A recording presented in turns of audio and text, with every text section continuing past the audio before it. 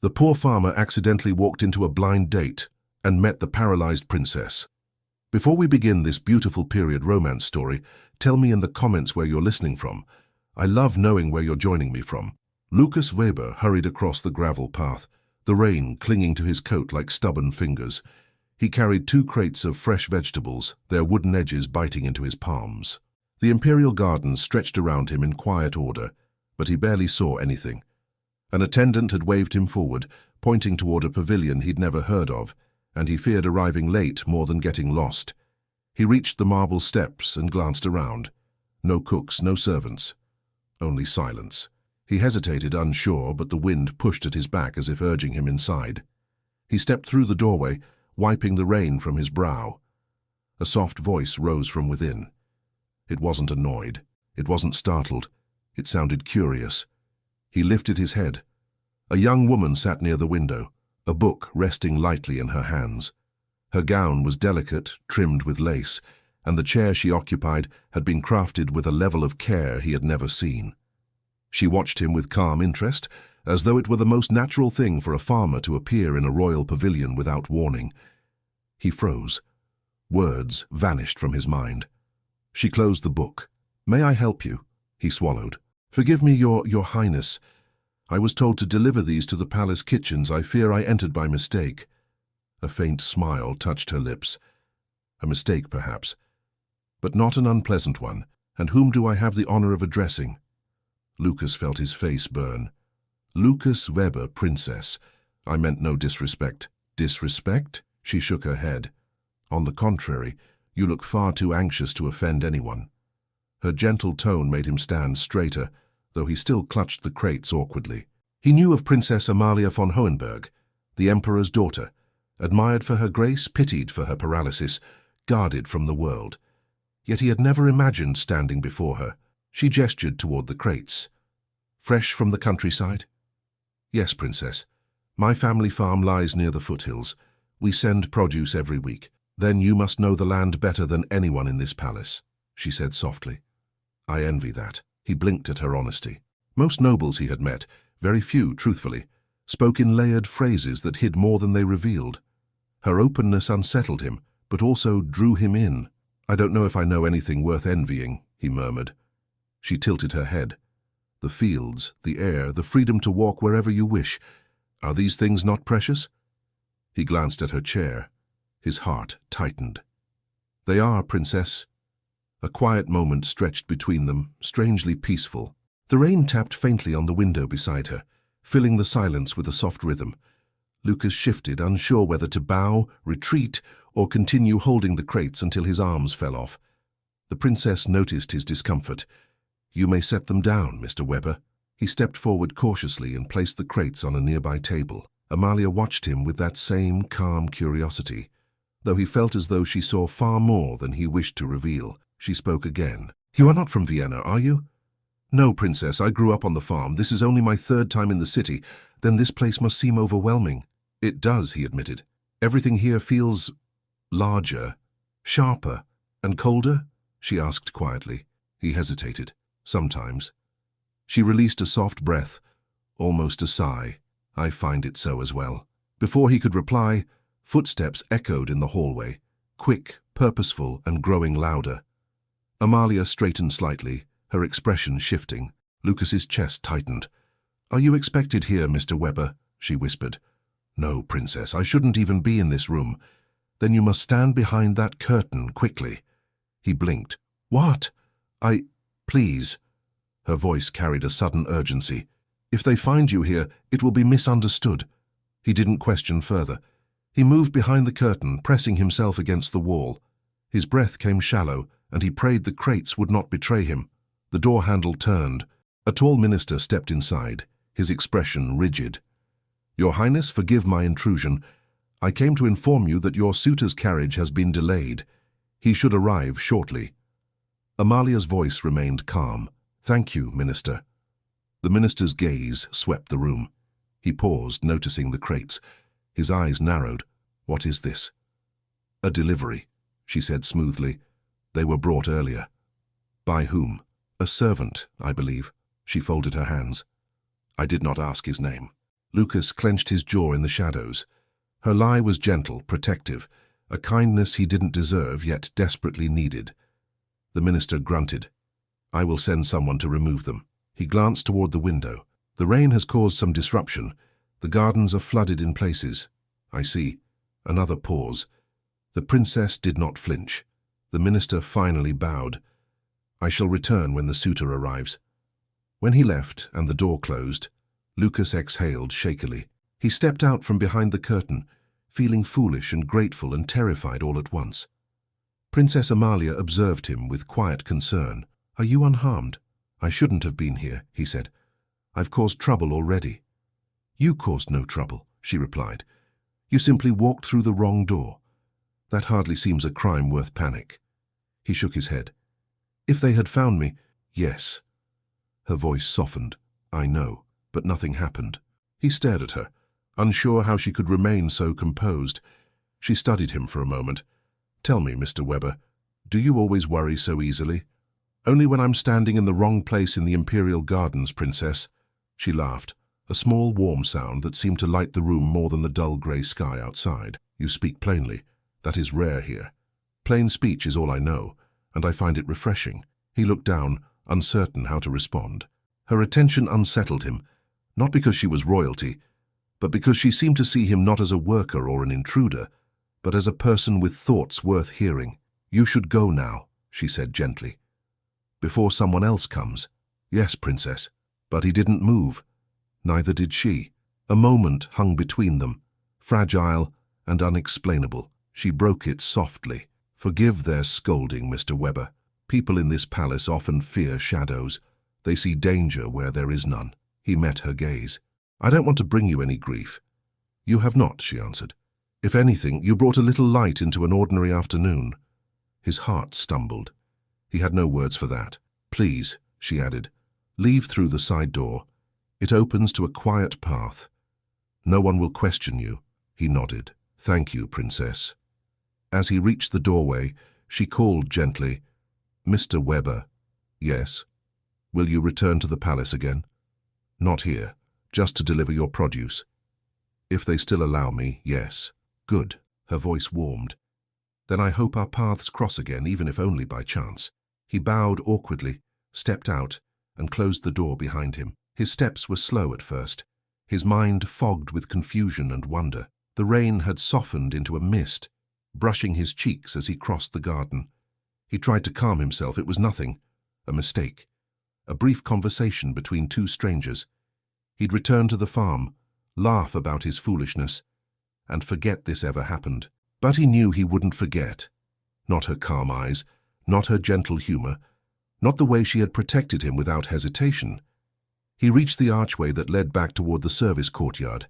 The stones glistened with rain, and the air held a faint chill. He adjusted his coat and prepared to slip away unnoticed. Then he heard it behind him, sharp, quick, unmistakable. Footsteps, approaching fast, too fast to pretend he belonged there. The door handle behind him turned. Lucas turned just as two palace officials stepped into the courtyard. Their expressions tightened the moment they saw him. One of them, a sharp-faced man with silver hair, pointed directly at him. "You there!" "Stop!" Lucas froze. His breath clouded in the damp air, and his heart thudded painfully against his ribs. He forced his voice steady. "Yes, sir?" The officials approached with measured steps, the kind that carried authority without needing volume. The silver-haired man looked him over as if cataloguing every flaw. "State your business in this part of the palace." I delivered vegetables to the kitchens," Lucas said. "I was directed through the gardens." The man frowned. "Through the gardens? Who told you that?" "One of the attendants, sir." "I may have misunderstood." "May have," the second official echoed. His tone carried disbelief. "The kitchens are nowhere near the imperial pavilions. You should know the proper route by now." "I thought I did." The silver-haired man folded his hands behind his back. "And yet you were seen coming from the direction of Princess Amalia's private quarters." Lucas's stomach dropped. "Sir, I swear, I didn't know—" "Enough," the man snapped. "Your explanation will be given to the minister. Come with us." Lucas looked around helplessly, though he had no idea who might appear to help him. No one knew him here. No one cared. The rain had thinned to a mist, but his hands were cold with dread. They marched him back toward the pavilion. The corridors grew narrower, quieter. The walls felt close. He kept replaying the scene in his mind. The princess's calm voice, her kindness, the small smile she had given him. He feared that even remembering it would be considered a crime. They pushed open a door and guided him inside. Minister Reinhardt, the same man who had interrupted earlier, stood by a tall desk, reviewing documents. When he looked up, irritation flashed across his face. "What is this?" The silver-haired official bowed. "We found this man lingering near the princess's pavilion. He claims to be a produce supplier." Minister Reinhardt stepped closer and narrowed his eyes. "I recognize you. You were inside Her Highness's room earlier." Lucas swallowed. "Yes, sir, by mistake. I didn't mean to enter." "You did not mean to enter," Reinhardt repeated slowly. "Do you expect anyone here to believe that?" "It's true," Lucas insisted. "I was directed to the wrong pavilion. The princess herself said—" He stopped, realizing too late that invoking her name might worsen everything. Reinhardt lifted a hand. "Enough. You will not speak of the princess. You will not claim she excused your presence. Her Highness's demeanor leads her to kindness, even when propriety demands caution. It is our responsibility to ensure her reputation remains untouched." Lucas stiffened. "I didn't harm her reputation, sir." The minister stepped closer, lowering his voice. "A common farmer wandering through royal corridors is harm enough. What were you hoping to gain? Favor, opportunity, a moment of attention from someone far above your station?" Lucas's throat tightened. "Nothing of the sort. I only followed directions."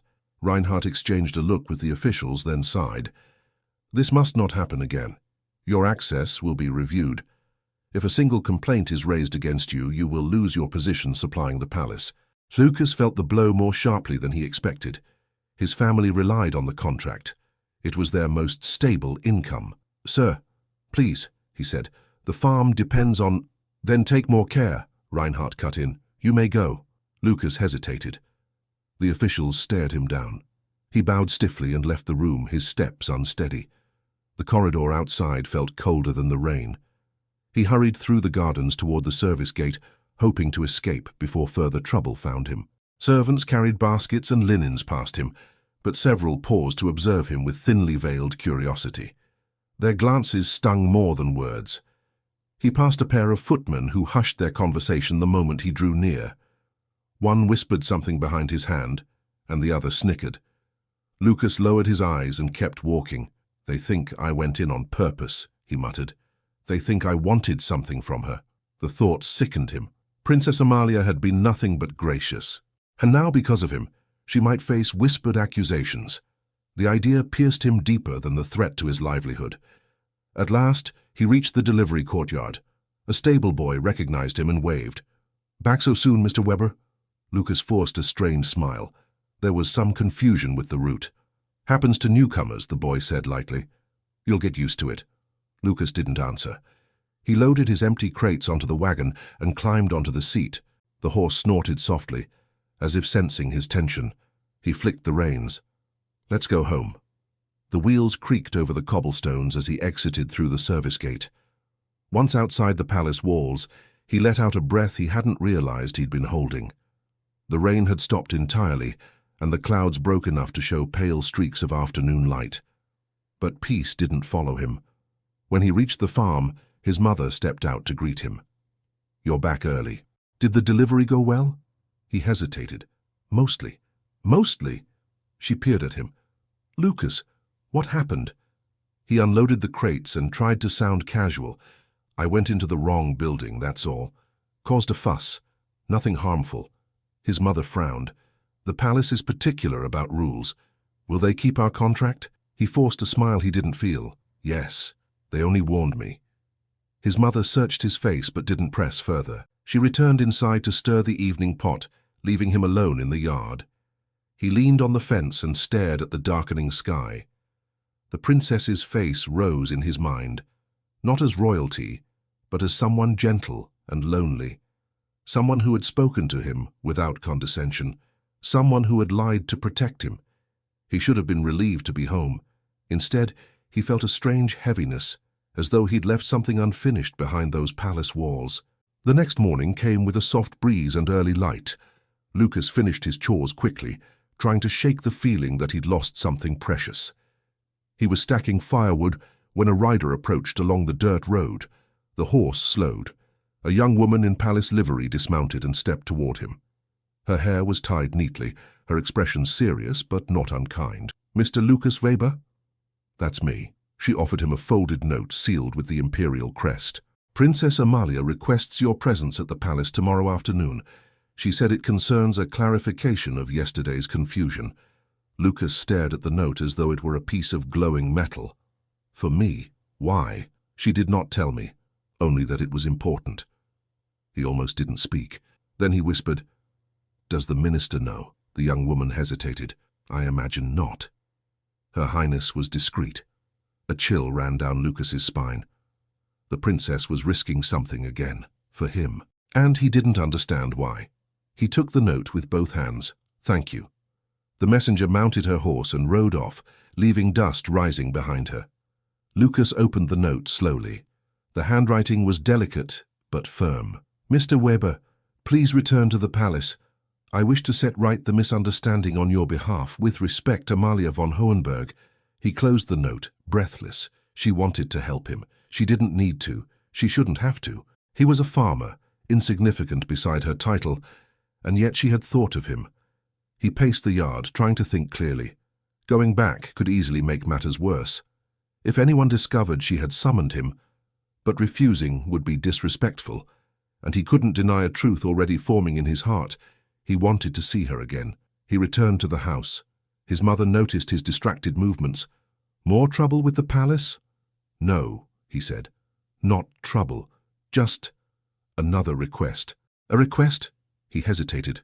"From Princess Amalia." His mother froze with a ladle in her hand. "The princess? She wants to see you." "Yes." His mother set the ladle aside, unsure whether to worry or be proud. "Well, then you'd better go. But be careful, Lucas. Nobles are rarely simple." He nodded, though he barely heard her. His mind was already far away, imagining the pavilion, the quiet, her steady gaze. The next day he made the journey with a mix of dread and anticipation twisting in his chest. The palace loomed ahead, magnificent and unwelcoming. He entered through the service gate as instructed, and a familiar guard led him through a quieter corridor than before. When he reached the edge of the gardens, he saw her waiting beneath a stone archway. Princess Amalia, her hands resting gently on the wheels of her elegant chair, her lady-in-waiting beside her. She looked up as he approached. A warm, genuine light touched her eyes. "Mr. Weber, thank you for coming." He bowed, stiff with nerves. "You summoned me, Princess. I couldn't refuse." She smiled faintly. "I wish to apologize for yesterday. I fear my attendance made your situation unnecessarily difficult." "Your Highness, you owe me no apology. I was the one who caused trouble." "No," she said firmly. "You were misdirected, and you acted with honesty. That is not trouble." He felt his chest tighten. The lady-in-waiting shifted discreetly a few steps away, giving them space. Amalia continued in a softer tone. "I also wish to ensure you are not punished. The palace can be quick to protect my reputation." Lucas exhaled slowly. "Thank you, Princess. Your kindness is more than I deserve." "I disagree," she said, and her voice carried a warmth that surprised him. "I am grateful you returned. I wanted you to know that you may continue your deliveries without fear." He nodded. "I'm relieved to hear it." But she hesitated then, watching him closely. "Mr. Weber, there is something else I wish to ask." "Yes, Princess?" Before she could speak, hurried footsteps sounded from behind the colonnade. A court attendant rounded the corner, eyes wide with alarm. "Your Highness," he gasped, "the minister has learned that you summoned a groundsman without permission. He is coming here now." Lucas turned pale as the attendant pointed toward the far end of the gardens, and there, approaching with long, decisive strides, was Minister Reinhardt. He was heading straight toward them. Lucas stood frozen as Minister Reinhardt advanced across the garden path, with long, unyielding strides. Princess Amalia remained steady in her chair, though he sensed a faint tension in her posture. Her lady-in-waiting stepped closer, ready to intervene but powerless to stop what was coming. Reinhardt stopped a breath away from them and bowed to the princess, though the gesture was tight and impatient. "Your Highness, I was notified that you summoned this man. Is that correct?" Amalia lifted her chin. "It is." Reinhardt turned to Lucas, his eyes sharp. "Mr. Weber, did you request this meeting?" "No, sir," Lucas replied. "Her Highness sent for me." Reinhardt inhaled sharply, clearly displeased with the answer. His gaze swung back to Amalia. "Your Highness, may I speak plainly?" She nodded, though her tone cooled. "Of course. It is highly irregular for you to call upon a supplier privately. Any matter concerning deliveries should be handled by the kitchen staff or by myself. This visit places you at risk of speculation." Lucas felt heat creep up his neck. He understood nothing of royal etiquette, but it was clear that their meeting violated some unspoken boundary. Amalia, however, showed no sign of retreat. "I needed to speak with him directly," she said softly. "There was misinformation regarding his conduct yesterday." Reinhardt's brows tightened further. "Misinformation or not, it is unwise to involve yourself personally in these matters. Your time is valuable. Your reputation even more so." Amalia exhaled, steady and calm. "My reputation is not harmed by a simple conversation, Minister." Reinhardt paused, a pause that felt like a reprimand barely contained. With every second, Lucas felt smaller and more out of place. "Your Highness, forgive my candor, but appearances are fragile. If word spreads that you receive commoners alone, questions will arise." Lucas stiffened. He opened his mouth, but Amalia spoke first. "I do not receive him alone," she reminded him. "My lady-in-waiting is present." Reinhardt's patience thinned. "The court can twist even honest circumstances. You must be cautious." Then he turned to Lucas, voice clipped. "Mr. Weber, answer truthfully. Did you speak freely with Her Highness yesterday?" Lucas hesitated, not knowing which answer was safer. I spoke with her, yes." Reinhardt's expression darkened. "And did Her Highness invite your engagement in conversation?" Lucas felt his stomach twist. "Sir, she only asked where I was from. Nothing improper occurred." "Improper is not the issue," Reinhardt said, already dismissing the explanation. "The issue is familiarity, overstepping. You must understand that her time with noble visitors is governed by strict schedules, not," he gestured vaguely, "casual exchanges with laborers." Amalia's voice sharpened, low but firm. "Minister Reinhardt, Mr. Weber has shown nothing but respect.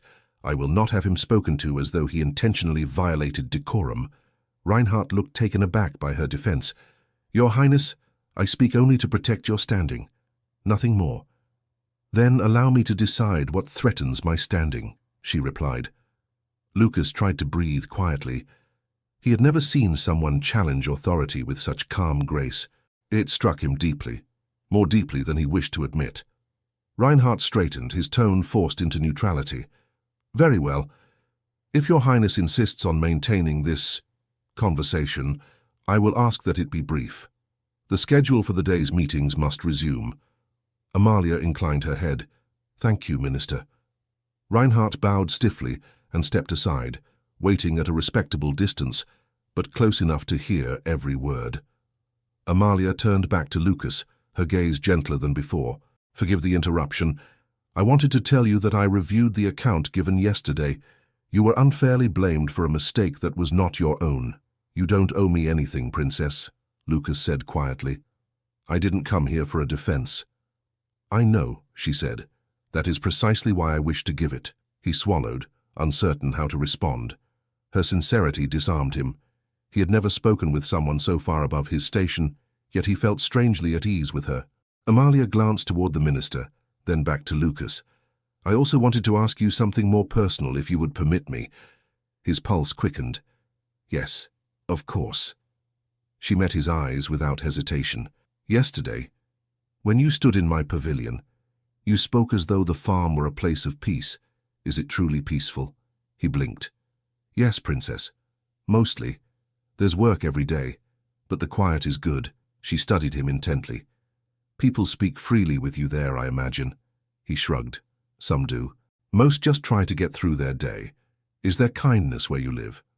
The question surprised him, too soft, too raw. He hesitated before answering. "There is, Princess, more than in the city. People look out for one another. No one's alone. Her gaze softened. That must be nice. It's home, he said quietly. She let out a careful breath. I haven't been outside the palace grounds in years. My world is made of halls and faces that watch too closely. Even when they are kind, they speak as though I am a fragile thing. Lucas swallowed. I'm sorry, Princess. Don't be, she said. Just tell me one thing, Mr. Weber. When you saw me yesterday, did you pity me? He felt the weight behind her words. She wasn't asking about charity. She was asking about dignity. No, he said immediately. I didn't pity you. Her eyes widened slightly. You didn't. He shook his head. You were kind. That's what I saw. Someone kind and honest. For a moment, something warm flickered across her face, like sunlight breaking through a cloud. Thank you, she whispered. You do not know how rare that is. Then her lady-in-waiting approached, speaking gently.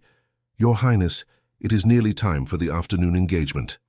Amalia nodded, though disappointment crossed her gaze. She turned back to Lucas. Thank you for coming, and please, continue your work without fear. I will speak with the minister myself. Lucas bowed. I will, Princess. Thank you. As he stepped back, Amalia added quietly, Mr. Weber, I hope this will not be the last time we speak. He froze, startled. Before he could answer, Reinhardt rejoined them, clearing his throat. Your Highness, the council members await your presence. Amalia offered Lucas a faint smile before turning her chair toward the path. Her lady-in-waiting guided her gently. Reinhardt followed, still glancing back at Lucas with a guarded expression. Lucas remained alone in the garden for a long moment, unsure how to breathe. Her final words echoed through him with unsettling force. I hope this will not be the last time we speak. He finally walked toward the service gate, but the palace felt transformed.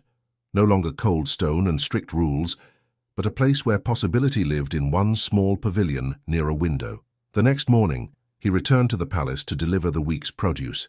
His hands trembled slightly as he loaded the crates onto the cart, yet he told himself it was only the chill in the air. Nothing more. When he reached the delivery courtyard, the usual staff bustled about, but as soon as he stepped inside, he sensed something different. Conversations quieted. Two maids glanced at him and whispered. A footman eyed him as though he were a puzzle missing several pieces. Lucas pressed on, dropping off his crates at the kitchen. The head cook nodded curtly and then leaned closer. You've been noticed, Weber. He stiffened. What do you mean? The cook shrugged. Some of the staff saw you speaking with the princess yesterday. People talk, that's all. Lucas felt his heart jolt. He kept his voice low. Nothing happened. She just corrected a misunderstanding. People don't care about details, lad. They see what they want. He knew the cook was right. The palace breathed gossip like air. He stepped out of the kitchen and headed toward the exit. But near the corridor leading to the gardens, he saw someone he wished desperately to avoid, the lady-in-waiting from yesterday. She spotted him instantly and approached with quick steps. Mr. Weber, I'm glad I found you, he bowed. Is Her Highness well? Quite well, but... She lowered her voice. You must be cautious. Some in the court are unsettled by her interest in speaking with you. They say it distracts her from matters she should focus on. Lucas felt the ground shift slightly beneath him. I didn't ask for her interest. I know, she said gently. And she knows. But others believe what suits them. Avoid drawing attention to yourself. He nodded. I will. She offered him a sympathetic look and returned to her duties. Lucas hurried toward the service gate, grateful for the advice but deeply uneasy. He reached the wagon, climbed aboard, and gripped the reins. But before he could flick them, a shadow moved at the far end of the courtyard. A man stepped forward, tall, well-dressed, and familiar. It was the noble suitor, the one who had failed to appear during Amalia's arranged meeting. He walked straight toward Lucas, eyes cold, steps deliberate. You, he said. You're the farmer who was found near the princess. Lucas's pulse hammered. Yes, sir. I was delivering produce. Nothing more. The nobleman's lips curled. So they say. Yet I've heard whispers that Her Highness favors your company. Lucas stiffened. That isn't true. The nobleman stepped closer, voice low and cutting. Whether it is or not doesn't matter. What matters is that I intend to court the princess, and I won't tolerate interference from a farmhand." Lucas tried to speak, but the nobleman raised a hand. "Stay away from her." Lucas forced his voice steady. "Sir, I have no intention of disturbing her." "Good. Then keep it that way." He stepped back, still glowering. "Because I promise you the court will not be kind to someone who forgets his place." Lucas gripped the reins tightly, his jaw clenched. The nobleman's footsteps faded, but the threat lingered in the air long after he was gone. And as Lucas looked toward the distant palace windows, he knew one thing with sudden clarity. The world around Princess Amalia was starting to notice him. And not kindly. He flicked the reins, but just as the wagon began to move, a voice called behind him. "Mr. Weber, someone wishes to see you at once." Lucas turned, reins still in his hands. A young palace runner hurried toward him, breathless and splattered with mud from crossing the courtyard too quickly. His voice cracked as he reached the wagon. "Mr. Weber, please come quickly. You are needed in the west corridor." Lucas blinked, unsure if he had heard correctly. "Needed? By whom?" He climbed down from the wagon. "Who asked for me?" The runner glanced around nervously as if afraid someone might hear. "Her Highness's lady-in-waiting. She said it's urgent." Lucas's pulse quickened. "Did something happen?" The runner shook his head. "I don't know. She just said to bring you." "Hurry." Lucas followed him without another word. The noble suitor's threat echoed in his thoughts, but the fear of being summoned overrode everything. They crossed the courtyard, past two maids who whispered behind their hands, and entered a side door leading into a quiet passageway rarely used by staff. The runner pointed toward a narrow staircase. "Up there. She's waiting." Lucas climbed quickly. At the top, in a dim corridor, he found Princess Amalia's lady-in-waiting pacing with tight worry across her face. When she saw him, she rushed forward. "Mr. Weber, thank heavens. I wasn't sure if they would reach you in time." "What's wrong?" he asked. "Is the princess—" No. She is perfectly safe. But she is distressed, and I fear the situation may worsen." Lucas felt the breath return to him, though only slightly. "What happened?" The lady-in-waiting lowered her voice. "One of the court secretaries overheard the minister discussing yesterday's garden meeting. It seems he believes you have grown impertinent, seeking private conversations with Her Highness." "Impertinent?" Lucas shook his head. "I never sought her out." She asked. "I know," she whispered, pressing a hand to her forehead, "but they twist what they see, and now her father's advisors may carry these concerns directly to the Emperor." Lucas felt the ground shift beneath him. "Why bring me here? I can't fix any of this." She exhaled sharply. "Because Her Highness wishes to speak with you before anyone else does. She refuses to let your name be tarnished by rumor." Lucas swallowed hard. "Where is she?" "In the small reading room near the East Gallery." "Follow me, quickly." They moved through narrow back corridors, avoiding the busier hallways. Every turn made Lucas more aware of how deeply he had stepped into a world he didn't belong in. He wasn't meant to walk marble floors or pass oil portraits of emperors. He wasn't meant to stand near a princess's private reading room. Yet here he was. The lady-in-waiting halted near a carved wooden door. She knocked gently. "Your Highness?" "He is here," a faint voice responded. "Please, let him in." The lady-in-waiting opened the door and Lucas stepped inside. Princess Amalia sat beside a small table, a teacup untouched before her. Sunlight filtered through the tall window, casting soft light across her hands. She looked up as he entered, and relief washed through her expression. "Mr. Weber, thank you for coming." Lucas bowed quickly. "Princess, I came as soon as I was called." "Are you well?" She nodded, though her posture suggested otherwise. "I am, but the situation around us is not. Please sit. I fear I have caused you more trouble than I intended." He hesitated but took the chair across from her. "Princess, you have caused me no trouble, not compared to what your kindness has given me." A faint smile touched her lips, but it faded quickly. "The minister is concerned about our conversations. He believes they reflect poorly on me, and that you might use our meetings to gain influence." Lucas looked horrified. "Influence? Princess, I barely know how to speak properly around you."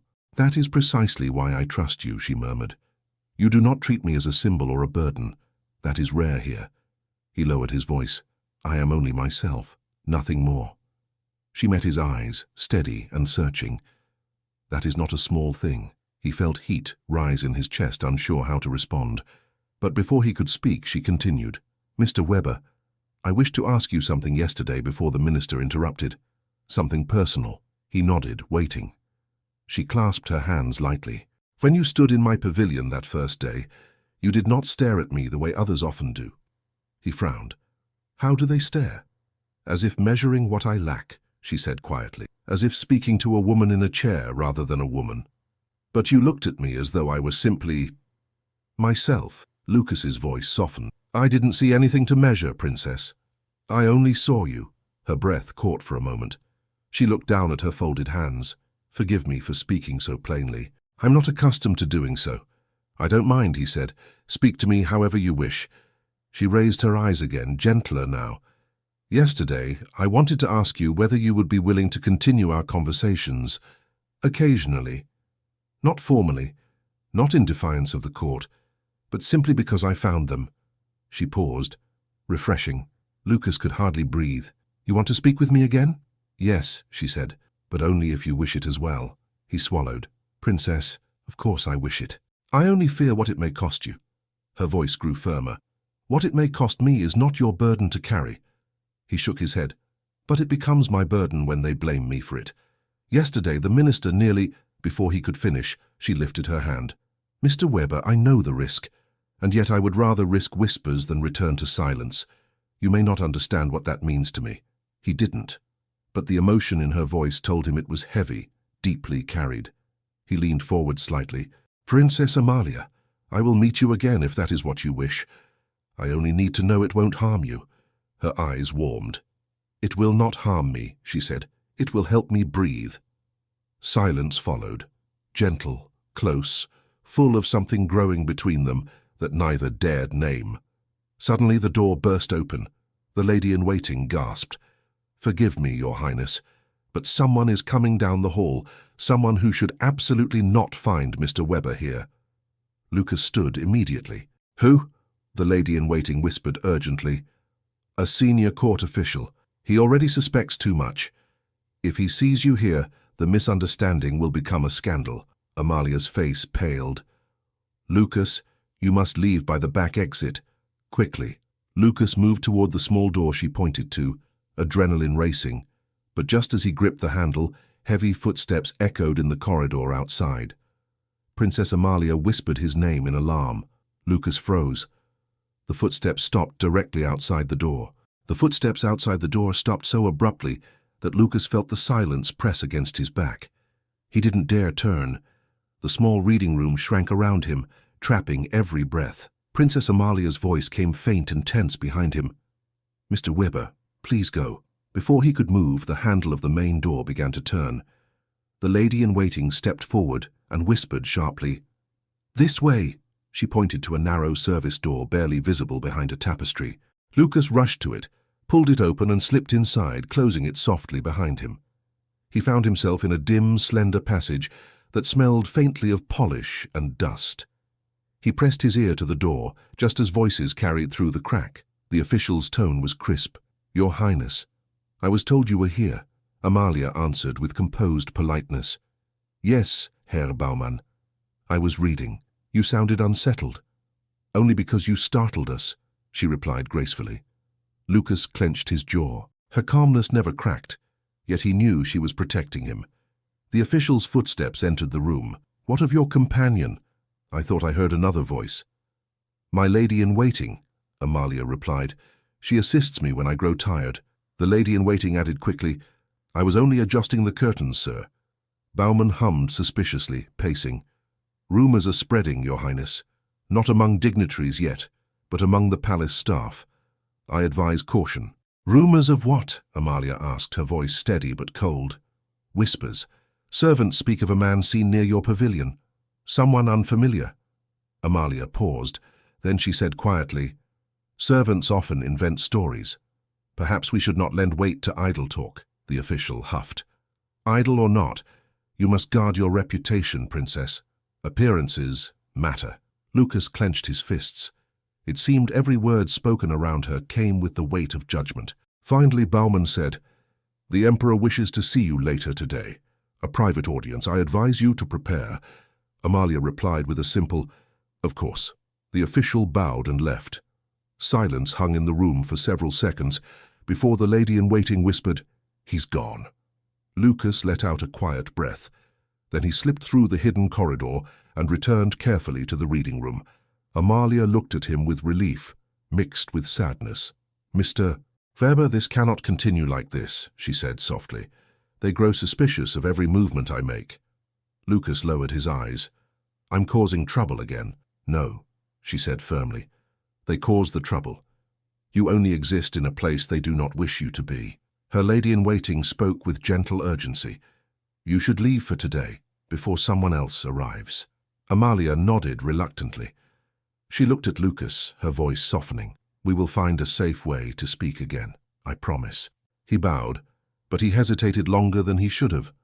Leaving felt like abandoning her to a world that misunderstood every breath she took.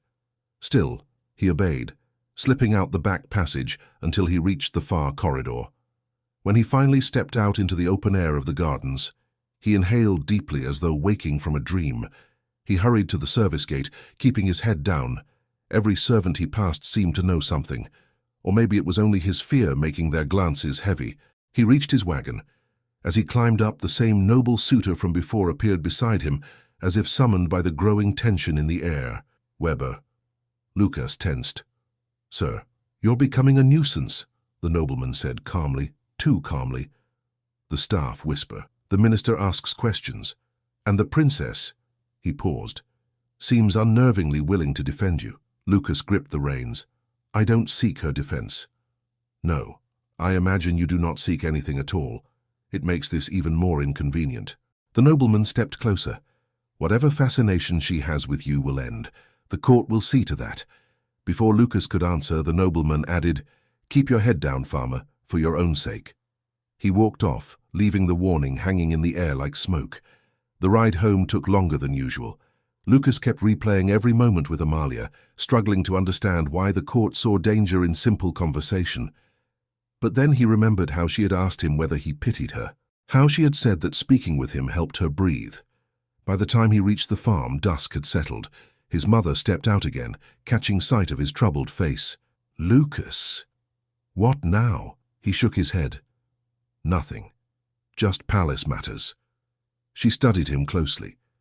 "If this concerns the princess again, you ought to reconsider how involved you allow yourself to become." "I didn't choose any of this," he said quietly. His mother's tone softened. "I know. But high places have sharp corners." He nodded, though it didn't ease the weight inside him. The next morning dawned grey and cool.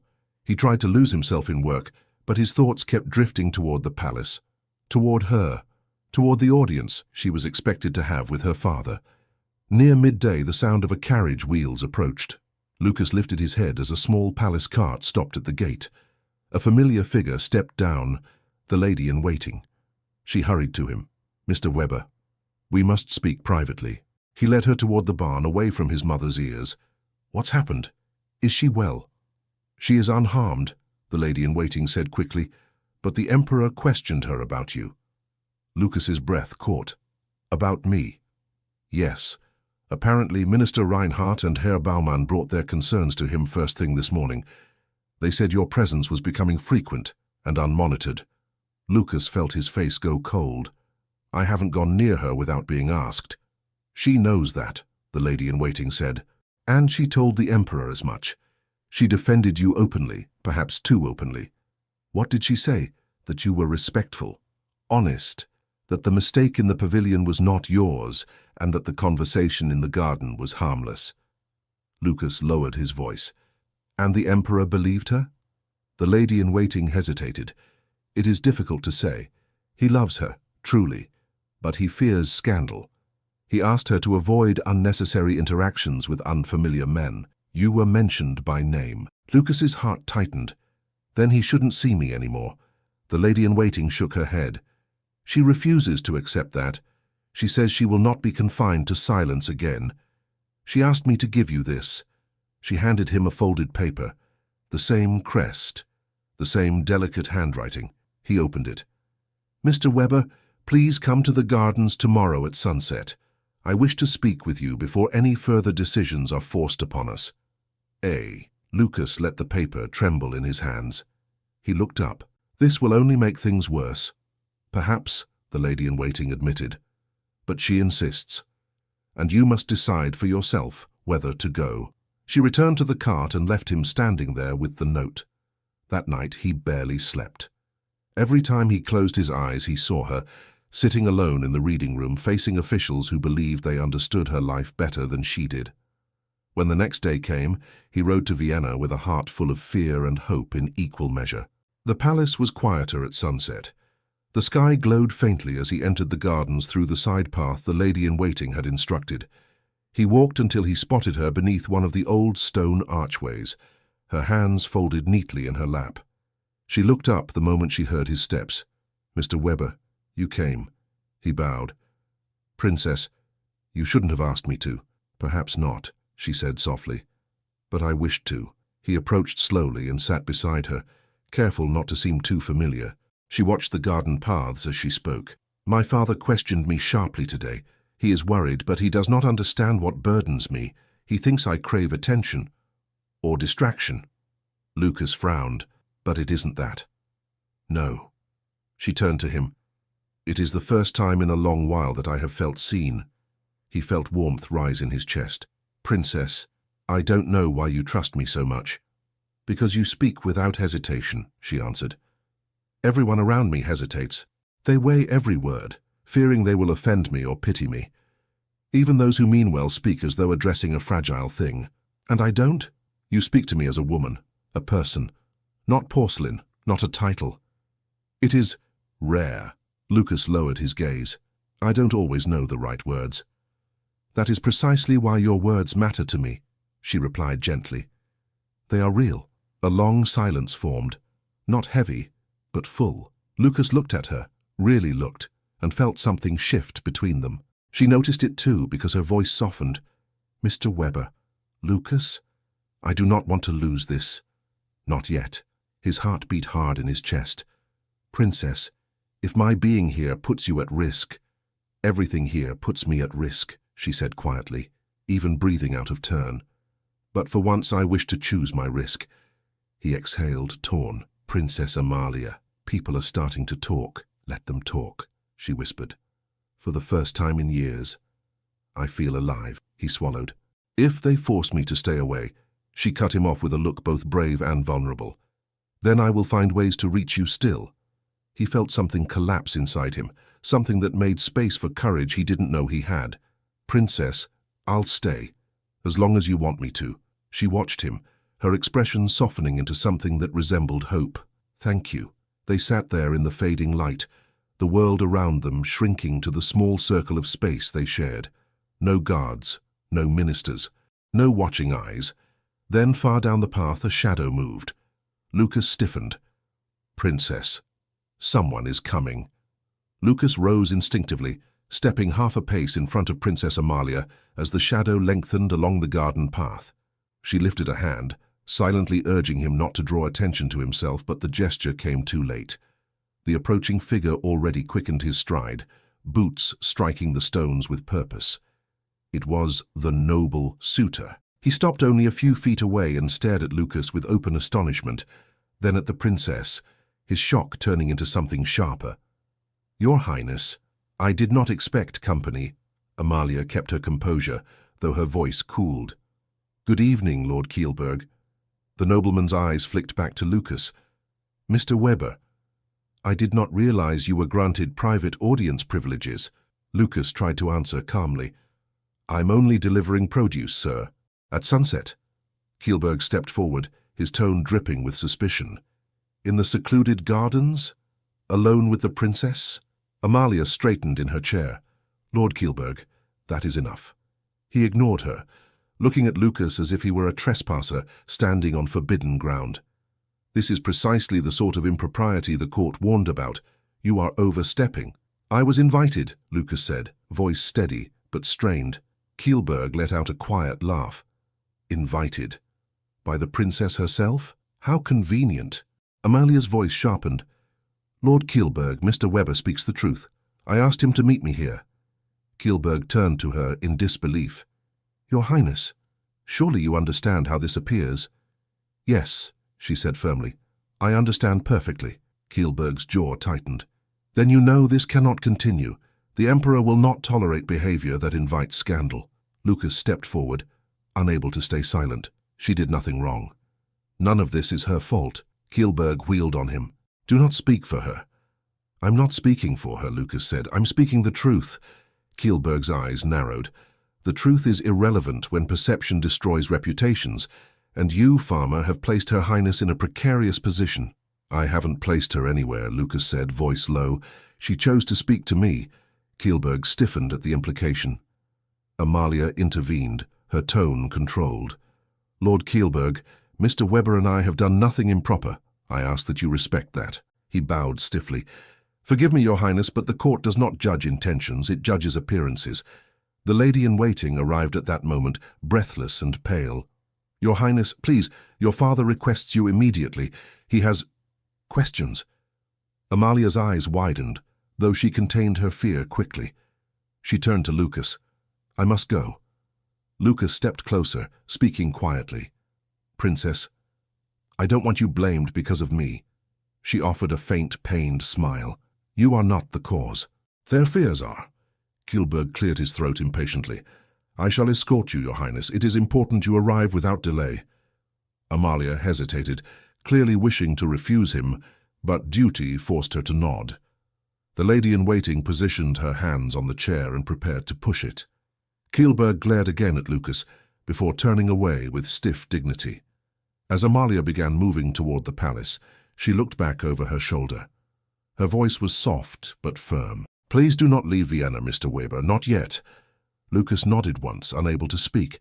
Then she disappeared behind a stone archway, swallowed by the palace itself. He remained in the garden a moment longer, breathing through the ache in his chest. The last of the daylight faded. He sensed the change coming, sharp and unavoidable. When he finally left the gardens, 2 guards stood near the gate. One nodded at him with a familiar, pitying look. Be careful, Weber. The palace is restless tonight. Lucas forced a tight smile. I know. He returned to the farm under a darkening sky, but his thoughts never left the palace. By morning he was exhausted, yet unable to rest. He spent the day tending the fields with distracted movements, dropping tools, forgetting simple tasks. His mother watched him closely. The palace again? Always, he admitted. She placed a hand on his shoulder. Lucas, what is happening? He hesitated. The princess, she's in trouble because of me, and she might be questioned by the Emperor. His mother's eyes widened. Lucas, listen to me. A farmer cannot stand against an emperor. Whatever this has become, you must step back before it breaks you both. But she asked me to stay, he said quietly. His mother tightened her grip. Not all requests can be granted. Those words followed him into the night. Early the next morning, as mist clung to the fields, another palace messenger arrived.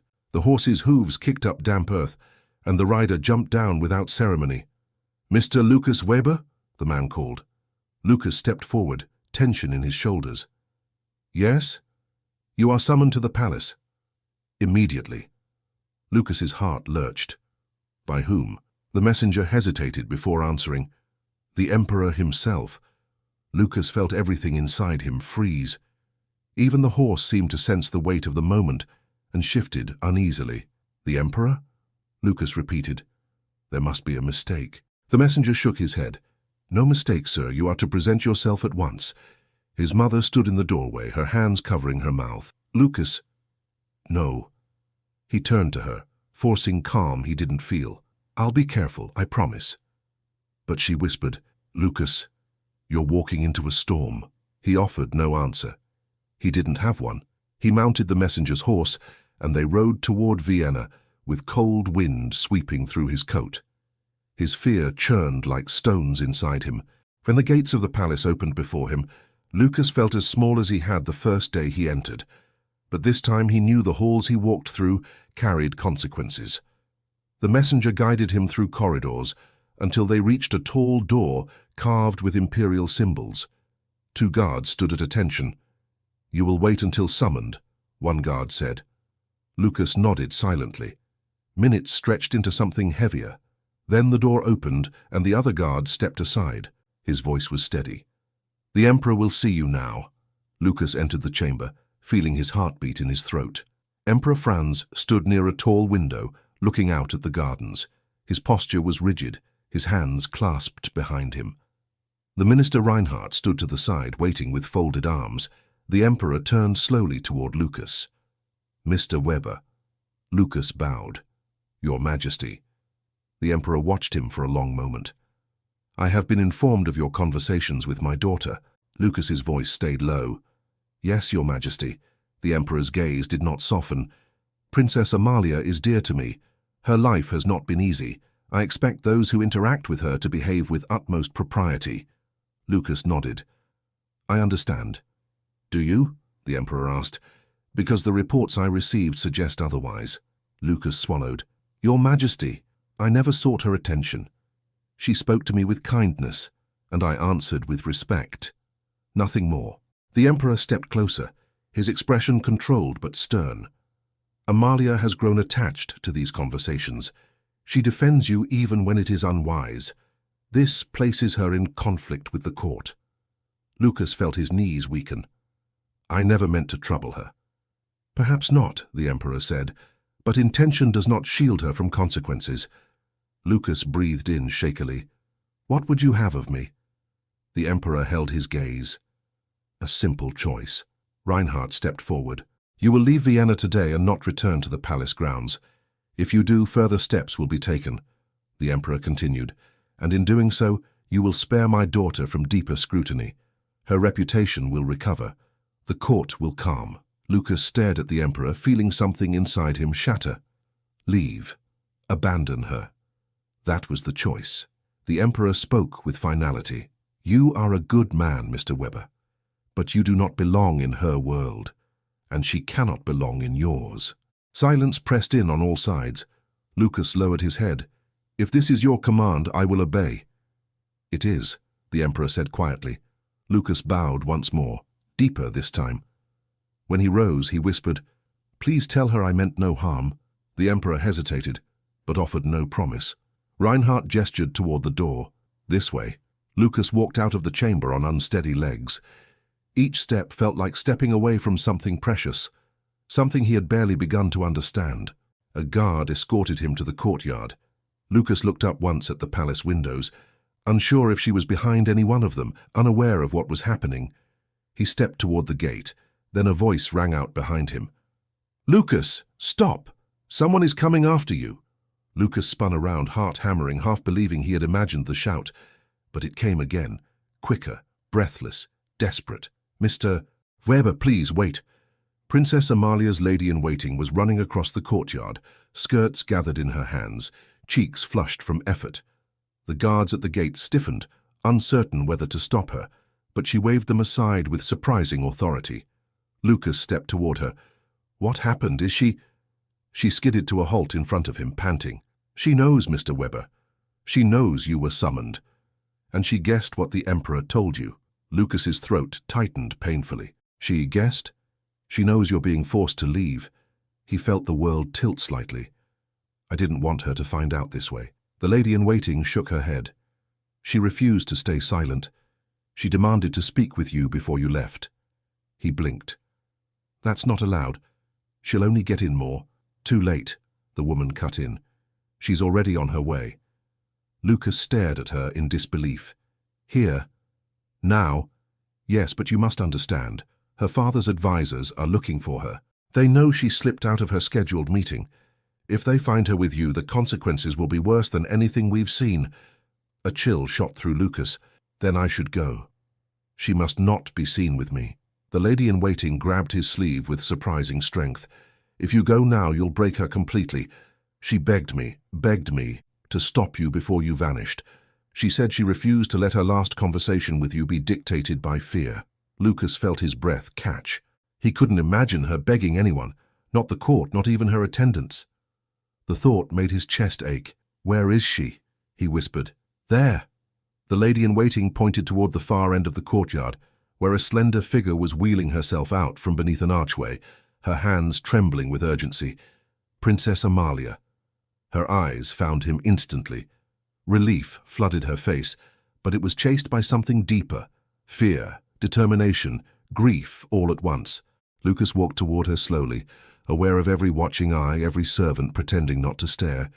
She reached him and exhaled shakily. "Thank heavens. I thought you'd be gone." He knelt beside her. "Princess, you weren't supposed to leave your meeting." "I don't care." Her voice shook. "Not when they try to send you away without allowing us a final word." He felt his throat tighten. "I wasn't given a choice." "I know," she whispered. "My father thinks he's protecting me. He thinks ending this connection will keep me safe." Lucas looked into her eyes, seeing the turmoil she fought to hide. He spoke gently. "Princess, he's trying to shield you from gossip." Her hands curled against the armrests. "Gossip shapes my life more than truth ever has. But you spoke to me as though I were whole, as though I were more than my illness. Do you know how rare that is?" Lucas swallowed hard. "Princess Amalia, I wish I could change what he decided. But he commanded me to leave Vienna immediately. If I disobey, it will cause trouble for you." She shook her head fiercely. "I will not let their fear decide my happiness. Not this time." Her lady-in-waiting stepped closer, voice urgent. "Your Highness, please, we must return before the council notices your absence." Amalia ignored her. She looked only at Lucas. "Tell me the truth, Mr. Weber. If you leave today, will you ever come back?" Lucas felt something twist deep in his chest. He wanted to promise he would return. He wanted to swear he'd find a way. But he remembered the Emperor's voice, stern, final, immovable. I don't know." She flinched, as though he'd struck her. He leaned closer, lowering his voice.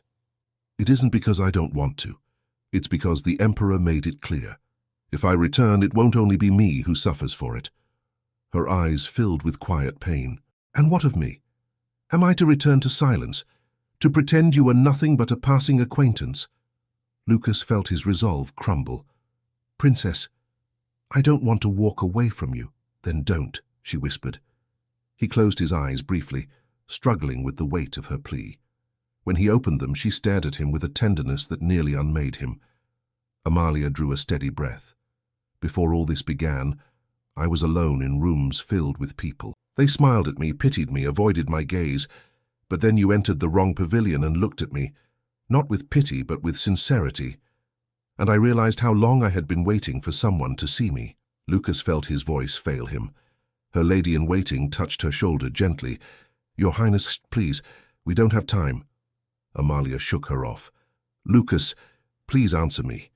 If they had not forced this choice upon you, would you have chosen to stay near me?" His chest tightened painfully. He answered without hesitation, "Yes." Her lips parted in a breath that was almost a sob. "Then everything I feared is true." She reached for his hand. He hesitated only a moment before gently taking it. Her fingers were soft, cold from anxiety. "Promise me something," she whispered. "Promise that you won't disappear forever. If there comes a moment, any moment, when you can return safely, that you will." Lucas's voice was low and raw. "I promise." She exhaled, as though that vow alone held her together. Suddenly voices echoed down the corridor behind her. Men's voices, stern, urgent. Lucas and the lady-in-waiting turned at the same time, the minister, Herr Baumann, and 2 royal guards. They were searching. The lady-in-waiting hissed, "Your Highness, we must go, now!" Amalia stiffened. "They mustn't see him. They mustn't." Lucas released her hand reluctantly. "Princess, please, go with them. Don't let them punish you for this." She looked at him, trembling. "And you?" "I'll leave quietly." "They won't see me." Her voice cracked. "Lucas?"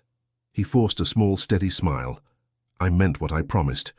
The lady-in-waiting quickly gripped the handles of the chair. "Your Highness, please."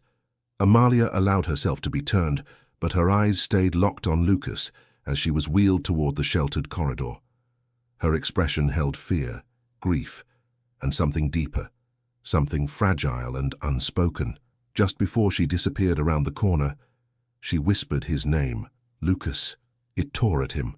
He stepped back toward the courtyard wall, ready to slip away before the officials arrived. But as he turned, a guard shouted for someone to stop. Footsteps thundered closer, and a harsh voice yelled from behind him, "There! The farmer! Grab him before he escapes!" Lucas froze, the shout ringing through the courtyard like a bell struck too hard. Instinct told him to run, but he forced himself to turn slowly, trying not to appear guilty. 3 guards hurried toward him from the corridor, their expressions stern but not aggressive. Their boots struck the stones with sharp rhythm, growing louder with each step. The nearest guard lifted a hand. "Mr. Weber, stop!" Lucas raised both palms calmly. "I'm not resisting. What is it you want?" Another guard glanced toward the arch where Princess Amalia had disappeared moments earlier. His expression held concern, not fury. "The minister insists on speaking with you again," he said. "He believes you left before the audience was concluded." Lucas forced himself to breathe evenly. "I did not leave by choice." The audience was dismissed. The first guard exhaled as if trying to soften the tension. "We're not here to accuse you, Mr. Weber, but questions remain. The minister says your presence in the courtyard raises concerns." Lucas swallowed. "Concerns?" I was on my way out. The third guard stepped closer. "Then it will be a brief conversation, but you must come with us." Lucas hesitated, picturing Amalia's pale face, the tremble in her voice. She had begged him not to disappear. If he allowed the guards to escort him back inside, the minister might use the moment to claim Lucas had disobeyed imperial orders, but if he refused, he would appear defiant, risking further suspicion. He nodded slowly. "Very well." The guards relaxed slightly at his cooperation. They surrounded him, not threateningly but firmly, and guided him across the courtyard and through a side entrance rarely used by visitors. Lucas walked with them in silence, his thoughts racing. Had the Emperor already spoken with Amalia? Did she defend him again? Would she face consequences for it? The corridor ahead was dim. Tapestries lined the walls, old and faded. The guards led Lucas toward a small reception chamber where Minister Reinhardt stood waiting with Herr Baumann. Their faces were unreadable. Reinhardt folded his hands behind his back. "Mr. Weber, thank you for complying." Lucas felt the chill in his words. "Sir, you summoned me." "I had no intention of ignoring the order." Reinhardt stepped forward. "It has come to our attention that you remained on palace grounds after your dismissal. I needed to collect my wagon." Baumann cut in sharply. "And yet you lingered near the central courtyard." Lucas's jaw tightened. "I spoke briefly with Her Highness." Silence fell thick, heavy, and charged. Reinhardt's mouth thinned. Her Highness was not permitted to be alone at that time. "She wasn't alone," Lucas said calmly. "Her attendant was with her." That remark caught the officials off guard. Baumann exchanged a look with the minister, as though recalculating the situation. Reinhardt cleared his throat. "Be that as it may, your presence complicates matters. Her Highness's schedule is delicate. Any deviation causes alarm." Lucas forced himself to stay steady. "I never intended to disrupt anything." Baumann stepped closer. "Yet the court whispers only grow louder. People question why a farmer appears so often near the princess." "I came when summoned," Lucas replied. "Nothing more." Reinhardt's eyes narrowed. "And did Her Highness summon you today?" Lucas hesitated. The truth felt dangerous, but a lie felt worse. "Yes," he said quietly. Both officials stiffened. Reinhardt's voice grew tight. "And what did she want?" Lucas lifted his chin. "To speak with me, to clarify what had happened during the audience." Baumann scoffed. "To clarify? Or to continue your dangerous familiarity?" Lucas kept his voice firm. "Her Highness wished for clarity." "That is all." Reinhardt studied him, searching for cracks. After a long moment, he sighed. "Mr. Weber, regardless of intention, your involvement has grown inappropriate. You must leave Vienna at once." Lucas swallowed. "It has been ordered already." "Then obey it fully," Baumann said coldly, "and without hesitation. Any delay will be seen as rebellion." Lucas gave a slow nod. "Very well." Reinhardt gestured to the guards. "Escort him to the outer gate. Ensure he departs the grounds." The guards approached, but not cruelly. Lucas followed them again, walking the same path that had brought him so close to the princess, and was now forcing him away. They stepped into the afternoon air. The courtyard had quieted. Only a handful of servants crossed between buildings. Lucas tried not to look toward the archway where he had last seen her. The guards guided him to the main service gate. One of them cleared his throat in an unusually soft tone. "For what it's worth, Weber, I'm sorry. Sometimes the palace forgets that people's hearts aren't built like their rules." Lucas forced a small, grateful nod. "Thank you." He stepped outside the gate and paused, staring at the cobblestone road leading back to the countryside, but his legs refused to move. A heavy ache settled in his chest. He didn't regret meeting her, not even for a moment, but the thought of leaving without seeing her again felt unbearable. He stood there a long time, torn between obedience and hope. Finally, he turned toward the road and began to walk.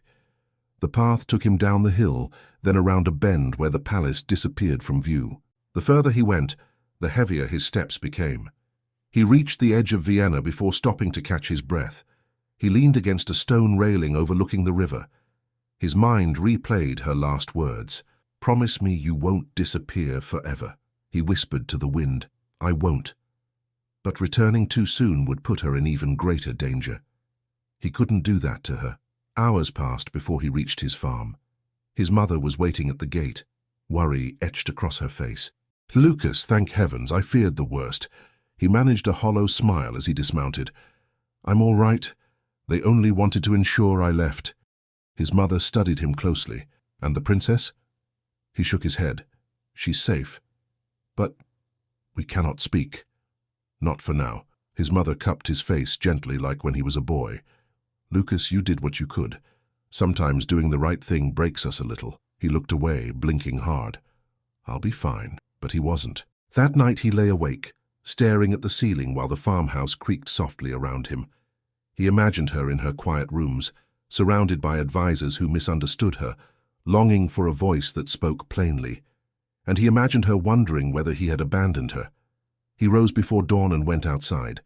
The sky was a deep charcoal fading toward blue. He stood by the fence, gripping the wood so tightly his knuckles ached. He couldn't return. He couldn't write to her. And he couldn't lie to himself. He cared for her more than he knew how to bear. He dropped his head into his hands. The promise he had made to her felt heavy, sacred, impossible. Then, far down the road, he heard something, a distant clatter of wheels, muffled by the morning mist. He lifted his head. A carriage, small, light, moving quickly. It approached the farm at a speed far too urgent for a simple visit. His heart began to pound. The carriage slowed at the gate. A palace crest glinted faintly on its side. Then the door swung open. Princess Amalia's lady-in-waiting stepped out, breathless, her eyes full of alarm. "Mr. Weber, please, you must come with me at once. Something has happened." Lucas felt the air leave his lungs. The lady-in-waiting's urgency struck him harder than any order the Emperor had spoken. He stepped toward her, gripping the gate with one hand. "What happened? Is she hurt?" The woman shook her head quickly. "No, she is unharmed. But your Highness is in distress. You must come, please." Lucas's heartbeat steadied just enough for him to breathe again. If she wasn't physically harmed, then what? He opened the gate and stepped through. "Tell me everything on the way." The lady-in-waiting nodded and hurried toward the carriage. He climbed in beside her, and the driver snapped the reins. The horses surged forward, and the farmhouse shrank behind them. The lady-in-waiting spoke in a rush. "After you were escorted out, the Emperor met with Princess Amalia again. He wished to ensure she understood the terms of your dismissal. But when he told her you had obeyed and left without protest, she grew very quiet. Too quiet." Lucas stared ahead, jaw tight. She said nothing for several minutes. Then she asked her father why sincerity was treated as a threat, why kindness was dangerous. The Emperor was shaken by her emotion. "He loves her, Mr. Weber, but he does not understand her heart." Lucas swallowed. What did she do? The lady-in-waiting sighed. She asked for solitude. She withdrew to her private quarters and refused meals. She spoke to no one. I have never seen her so defeated. Lucas felt a deep ache in his chest. She should not bear this alone. This morning she told me she felt she had caused you suffering, that because of her you had lost your place, your safety, your peace. She said she wished she had never let you speak freely with her, that perhaps it would have been easier if she'd kept her heart guarded. Lucas closed his eyes briefly. She didn't mean that. I know, said the lady-in-waiting, but she is lost in despair.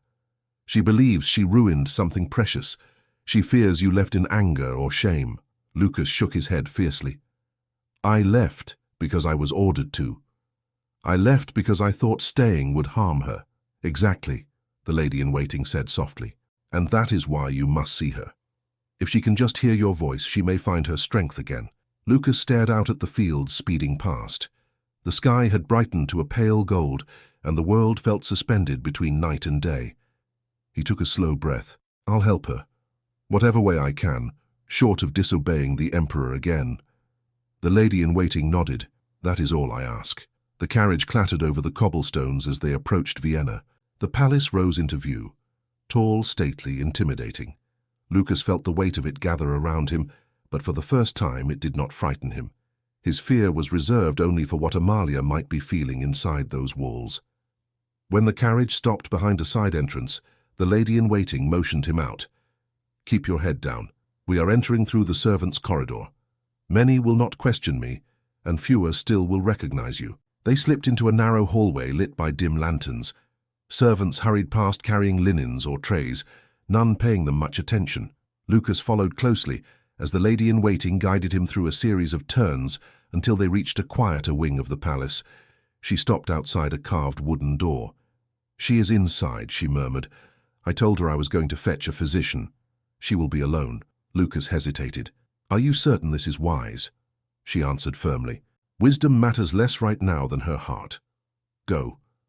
He drew a deep breath and stepped inside.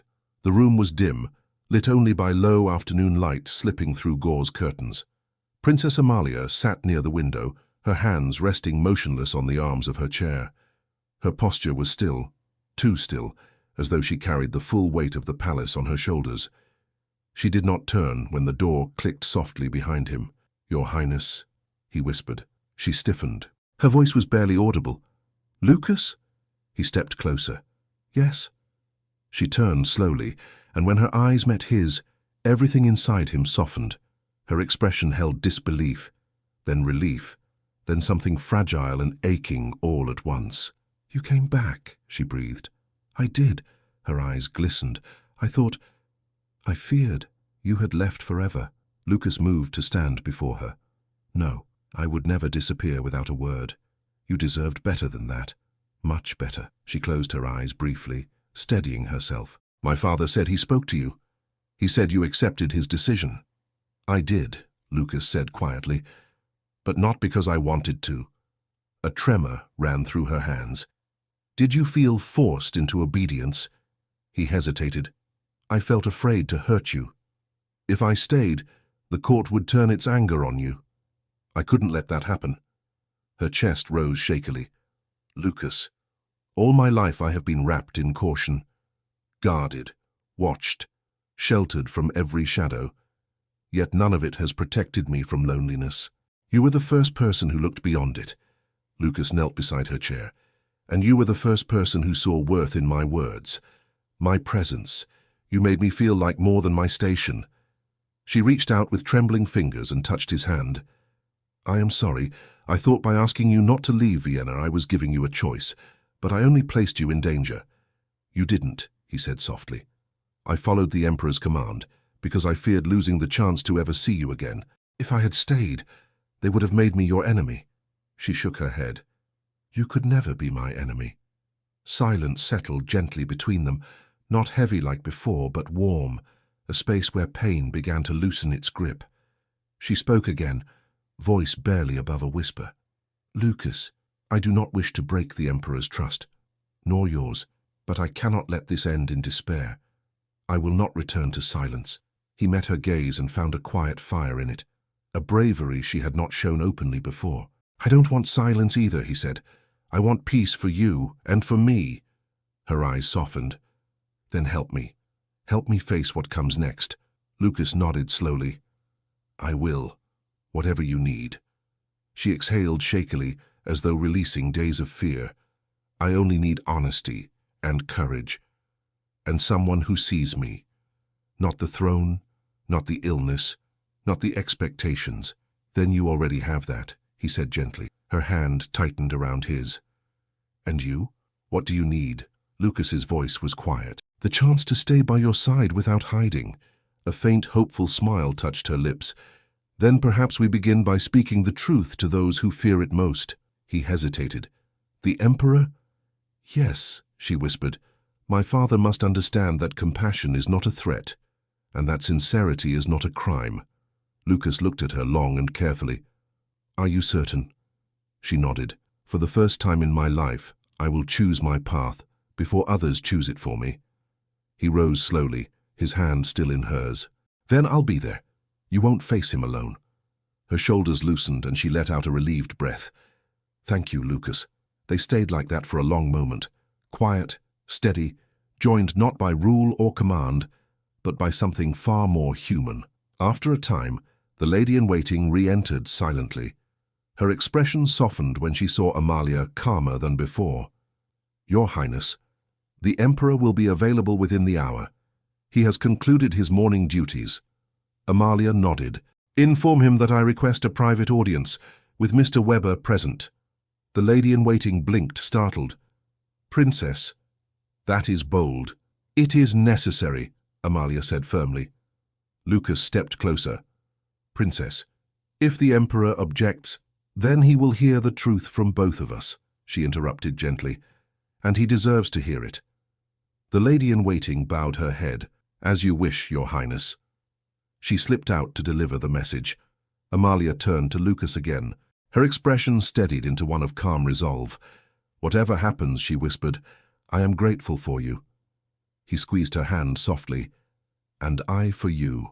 The wind brushed through the curtains, carrying the scent of the palace gardens. For the first time in days, there was no fear tightening the air around them, only anticipation and the quiet strength of two people determined to face the world together. Their paths, though steep, no longer felt impossible, and as the hour approached, they prepared to step forward side by side into whatever truth awaited them.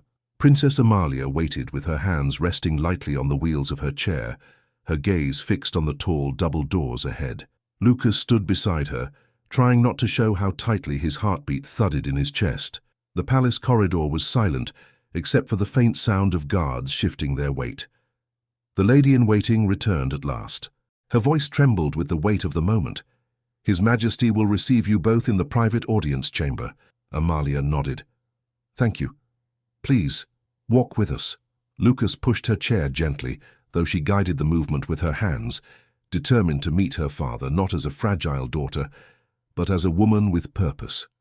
The corridor was long, lit by soft winter light, filtering through high windows. Lucas felt the gravity of every step, but the presence of her hand resting lightly against his steadied him.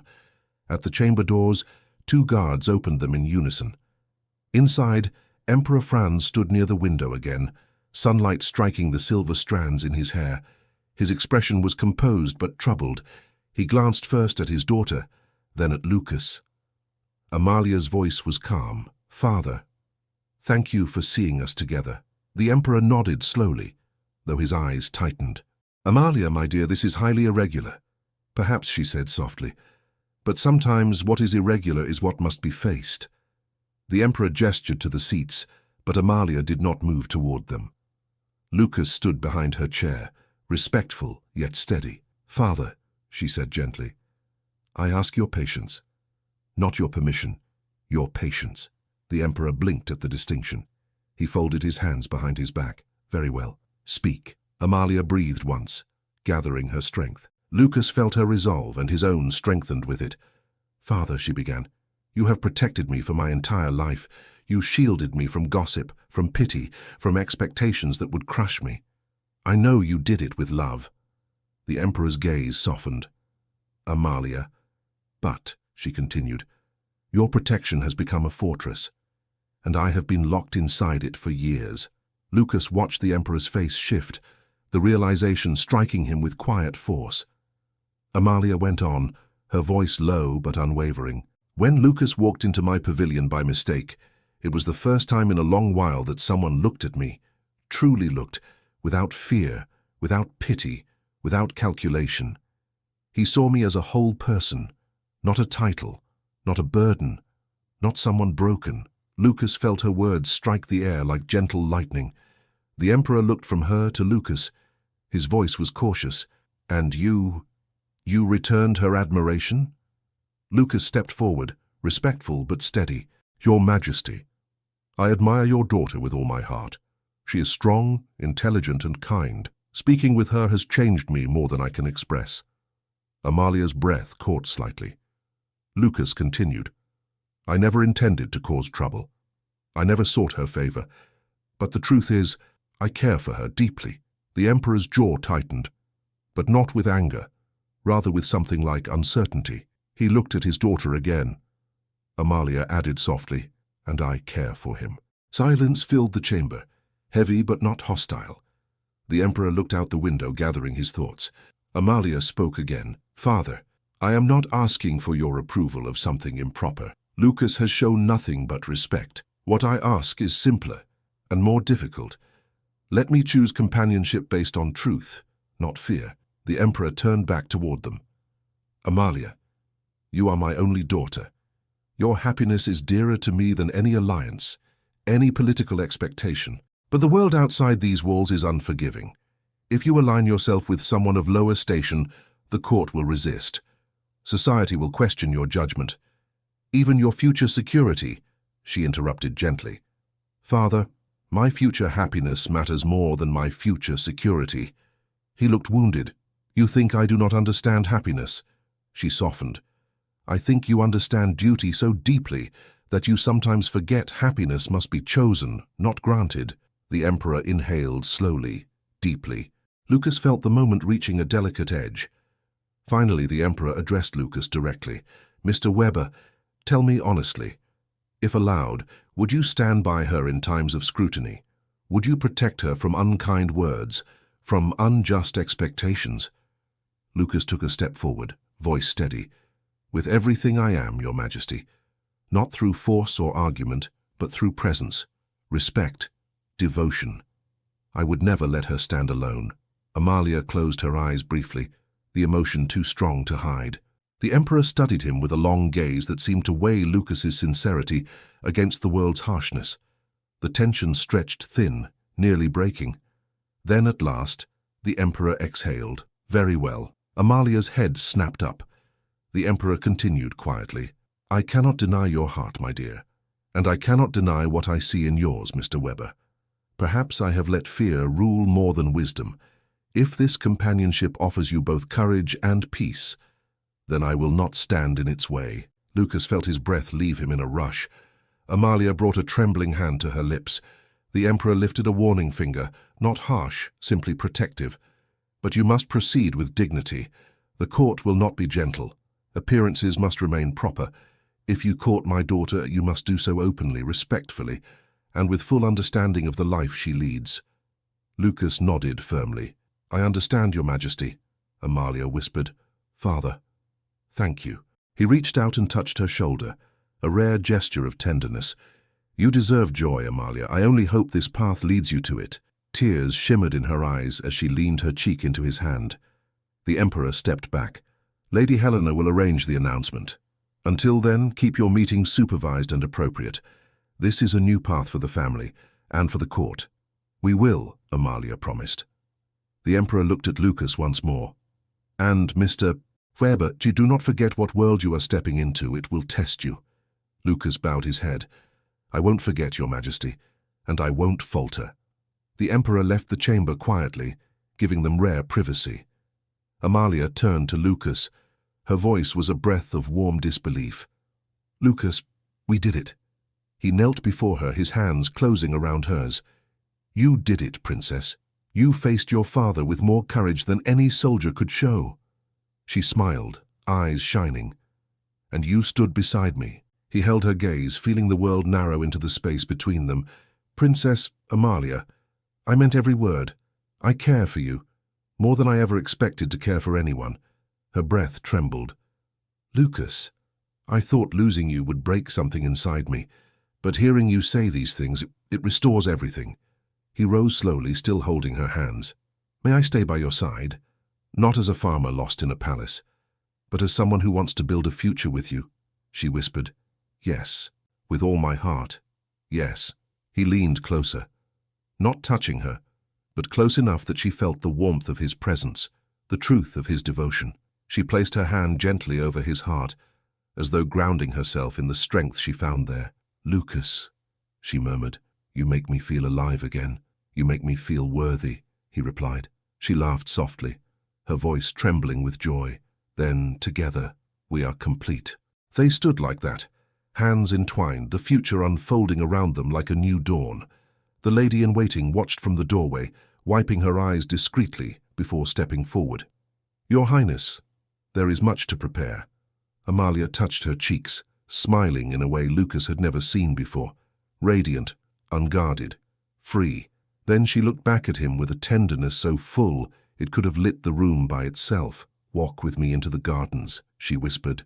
He guided her chair through the corridor, down the path and into the open air where their story had begun. The sky above Vienna glowed softly, as if celebrating them. They stopped beside the stone archway, where they had first found courage in each other's presence. Lucas stepped beside her. If I could change anything, I wouldn't. Nor would I, she said softly. Not a single moment. He placed his hand over hers, warm and steady. Amalia, and whatever comes next, whispers, court opinions, expectations, I'll face it with you.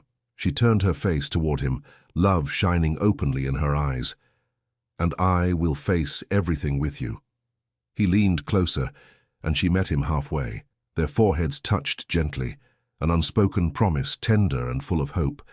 In that simple closeness, every fear melted. For the first time, their future felt real, bright, and theirs to claim. And in the quiet of the imperial gardens, as the last light of day warmed the sky, Lucas whispered the words he had carried in his heart since the moment he entered the wrong pavilion. Amalia, I love you. She closed her eyes, tears slipping down her cheeks, like pearls of joy. And I love you, Lucas, with everything I am. The world around them softened into silence, leaving only the two of them. No throne, no titles, no fear, just love. And it was enough. Thank you so much for listening to this story all the way to the end.